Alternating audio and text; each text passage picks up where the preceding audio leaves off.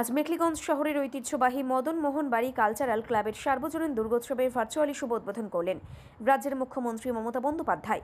উদ্বোধন উপলক্ষে মণ্ডপে উপস্থিত ছিলেন মেখলিগঞ্জ বিধানসভার বিধায়ক পরেশচন্দ্র অধিকারী, মেখলিগঞ্জ মহকুমা শাসক অতনু কুমার মণ্ডল, মেখলিগঞ্জ পৌরসভার চেয়ারম্যান প্রভাত পাটনি, মেখলিগঞ্জ পুলিশের এসডিপিও আশিস পি সুব্বা, পুলিশের সিআই ভাস্কর প্রধান, মেখলিগঞ্জ থানার বড়বাবু মোহাম্মদ শাহবাজ, পৌরসভার ভাইস চেয়ারম্যান দেবাশিস বর্ধন চৌধুরী সহ বিভিন্ন ওয়ার্ডের কাউন্সিলর সোমা ভৌমিক, কৃষ্ণা বর্মন, রঞ্জিত রায় সহ অন্যান্য বিশিষ্ট ব্যক্তিবর্গ। ভার্চুয়ালি উদ্বোধনে বক্তব্যে মুখ্যমন্ত্রী মমতা বন্দ্যোপাধ্যায় কি বললেন এবং অন্যদিকে সরাসরি উপস্থিত থেকে এলাকার বিধায়ক পরেশচন্দ্র অধিকারী কি বললেন, চলুন শুনে নেওয়া যাক তাদের বক্তব্য। রাজ্যের মাননীয় মুখ্যমন্ত্রী তিনি আজ ভার্চুয়াল উদ্বোধনের মধ্য দিয়ে মেখলিগঞ্জ মদনবাড়ি পূজার উদ্বোধন তিনি করলেন।